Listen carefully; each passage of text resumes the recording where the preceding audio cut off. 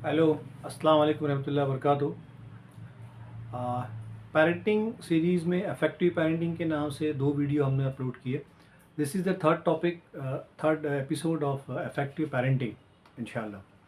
देखिए, बच्चे जिस तरह से हम जो सेगमेंट की हम बात कर रहे हैं, जो एज ग्रुप की, वो नौउम्री है, एडोलसेंस की एज है। बच्चे 8 से 12 साल 13 साल की जो बच्चे हैं, ख़ास तौर पे इनको हम टारगेट करके बात कर रहे हैं। ये बच्चे जब इनका सोचने का ज़ाविया ना बदल जाता है, जब जैसे-जैसे इनकी एज बढ़ती है, इनका जो थिंकिंग पैटर्न है, जो सोचने का थिंकिंग स्पेक्ट्रम है, वो बढ़ता जाता है ना? They come up with the new ideas, कुछ नए आइडियाज़ लेके आते हैं, कुछ नए जो प्रोफ़ेशन की बात करते हैं, कभी नए स्पोर्ट्स की बात करेंगे। तो this this keep changing, the area of interest जो इनका रहता है ना, वो बदलता रहता है। जैसे किसी अच्छे लॉयर से मिल लिए, कभी कुछ उसने मीठी बात कर दी, कुछ उसके अल्फाज उन्होंने पकड़ लिए, कभी कोई डॉक्टर के पास चले गए बीमारी की हालत में, डॉक्टर ने कुछ अच्छा हंस बोल के बात कर लिया। जैसे हमारे लोकल में एक डॉक्टर है, वो अक्सर बच्चों को जाते हैं तो बच्चों को चॉकलेट देता है। तो छोटा सा अमल है, लेकिन बच्चे फिर उसको पसंद करने लगते हैं। And they don't mind about paying, like उसकी फ़ीस क्या है, जो भी है। But then they start liking the person. When they start liking the person, they also start liking the profession. वो बच्चे उसका जो प्रोफेशन है, उसको भी पसंद करना शुरू करते हैं। तो ठीक उसी तरह से बच्चे जब अपना करियर चूज़ करने की बात करते हैं, तो करियर चूज़ करने में भी क्या होता है, आज आपको बोलेंगे हमको फ़लाँ फ़ील्ड में जाना है, हमको ये प्रोफ़ेशन में जाना है। अगली बार बोलेंगे नहीं, हमको फ़लाँ डिग्री हासिल करनी है, हम वो दूसरे प्रोफ़ेशन की बात करेंगे। फिर 1 महीने बाद फिर कुछ और कहेंगे। You being a parent, just listen to them. उनको सुनना है, उनके जज़्बात को, उनके एहसासात को, उनके आइडियाज़ को एक्नॉलेज करना है, that's it. See, as a parent आप ना उनको बताइए कि ये पर्टिकुलर फील्ड जो आपने सिलेक्ट की थी, या जिसके बारे में आपने कल कहा था, जो आज आप आज जिसके बारे में फील्ड के बारे में बात कर रहे हो, ये दोनों या तीनों या चारों जितने भी वो बात कर रहा है, कहिए हर एक फील्ड के बारे में उसको समझाइए कि ये प्रोफेशन में ये चैलेंजेस हैं। You hardly get time for your self, right? Because आपको बहुत ज़्यादा पढ़ना होता है, आपको बहुत ज़्यादा सीखना होता है ना? बहुत पास्ट जो है वो केसेस को भी रेफ़र करने पड़ते हैं, ताकि नए केस में हम आप उसको पुट अप करें। Being a CA, life is not very easy. You have to be alert every time कि आप कौन से बैलेंस शीट को साइन कर रहे हैं। दिस इज़ इम्पॉर्टेंट, किस तरह का ऑडिट हो रहा है, किस कब सबमिट करना है, डेडलाइंस पे काम करने पड़ते हैं, है ना? तो ये सारी चीज़ें, बिकॉज सितंबर के एंड में, अक्टूबर एंड में यूजुअली आईटी रिटर्न्स कंपनीज़ के, इंडिविजुअल्स के फाइल करने होते हैं। तो इस तरह की चीज़ें, तो टाइम बाउंडिंग फैक्टर्स यहाँ पे बहुत इंपॉर्टेंट है। तो इस तरह से फिर ये कि वो नंबर स्मार्ट है कि आपका बच्चा, तो CA is like a good option. उसी तरह से आज आईटी की बहुत सारी फील्ड्स हैं। आईटी में भी चूँकि आज क्या हो रहा है, हम यहाँ पे काम कर रहे हैं डे के हिसाब से, but when we are serving the western countries and the US, तो जब वेस्टर्न कंट्रीज़ को हम सर्व करते हैं, तो हमको लेट नाइट काम करना पड़ता है। तो ये भी इस बात का हमको ख्याल रखना है कि भाई ठीक है, can you work for late hours? Do you have patience? क्या आपको पेशेंस है, सब्र है कि आप बैठ के बहुत देर तक काम कर सकते हैं? या फिर एडीएचडी है कि इम्पेशेंस है, बहुत ज़्यादा जल्दी-जल्दी चीज़ों को निपटाने की कोशिश करते हैं हम। तो ये हर एक फ़ील्ड के मैंने कुछ एग्ज़ाम्पल दिए आपके सामने। इस तरह से आप एज़ अ पेरेंट बच्चे से डिस्कस कीजिए, जब वो फ़ील्ड को चेंज कर रहा है अपने करियर को चूज़ करने के मामले में, तब आपको बच्चों को ये चीज़ समझानी है कि इसमें क्या चैलेंजेस हैं, कितना आपको वक़्त देना है, कितना फ्री टाइम मिल सकता है, how you can detoxify yourself mentally, और कैसे आपको कितनी इसमें अर्निंग है, डेफ़िनेटली वो चीज़ आप उसको समझा सकते हैं, बता सकते हैं। बट जो मुद्दे की बात है, जो सेंटर फोकल पॉइंट है, वो ये है कि बच्चों को आराम पसंद मत बनाइए, उसको मेहनत करने वाला बनाइए। उसको मेहनत करना सिखाइए, because this is very, very important. दूसरी एक बात ख़ास तौर पे करियर के पर्सपेक्टिव से मैं कहना चाह रहा हूँ आपसे, कि आप हर महीना, इफ़ नॉट एवरी मंथ, हर 2 महीने में, 3 महीने में बच्चों से जो है अपने घर पे प्रोफ़ेशनल्स को इनवाइट कीजिए। जो लोग एक अपनी जिस चीज़ में फ़ील्ड में महारत रखते हैं, ऐसे लोगों को आप दावत दीजिए घर में, बच्चों से उनको मिलाइए, और बच्चों को इनकरेज कीजिए कि वो इन हज़रात से कुछ सवाल पूछें कि आपकी जो लर्निंग जर्नी कैसी रही, आपकी स्टूडेंट की लाइफ़ कैसी थी, कितना आपने मेहनत किए, हाउ मार्क्स आर इम्पॉर्टेंट। तो these are the tough question या easy question, whatever, ask the question to these professionals. ऐसे प्रोफेशनल्स को आप घर पे बुलाइए, या आप कहीं जाते हैं, कोई सोशल गैदरिंग में कभी किसी से मुलाकात होती है, तो बच्चों को वो सेंस ऑफ इंस्पिरेशन रहेगा, बच्चों को इनसे मिलाइए, ठीक है? और एक बात जो इम्पोर्टेंट है, वो ये है कि बच्चों के अंदर रीडिंग हैबिट हमको इनकलकेट करने की बहुत ज़्यादा ज़रूरत है ना? ख़ास तौर पे आज के बच्चों को हमेशा, हालाँकि रीडिंग तो हमेशा का है ना? खुद कुरान जब आया तो पहले क्या अल्फ़ाज़ आए? इक़रा बिस्मि रब्बिकल लज़ी ख़लक़, कि हमने इंसान को, है ना, पढ़ अपने रब के नाम से। तो पढ़ने का, और पढ़ने से मतलब सिर्फ पढ़ना नहीं है, उलमा इकराम समझाते हैं कि इसमें रिसर्च का मादा भी शामिल है।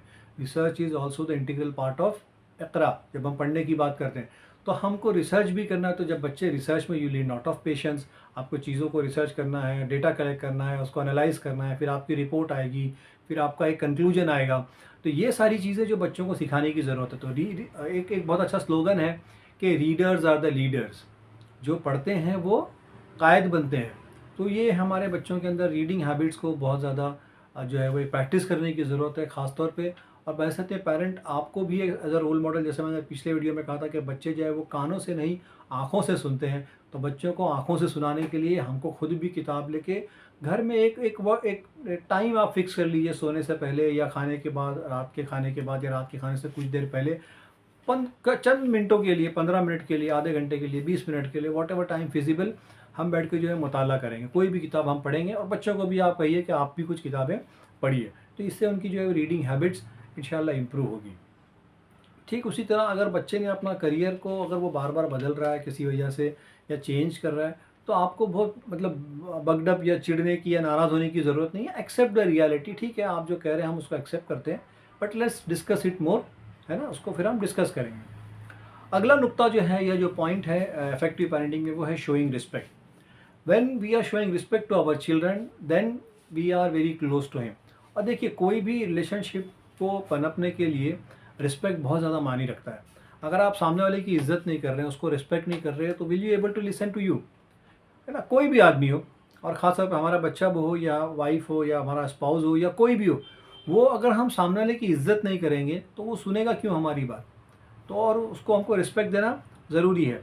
और ये दूसरी ख़ास बात यह है कि हमको बच्चों को लेबल नहीं लगाना है।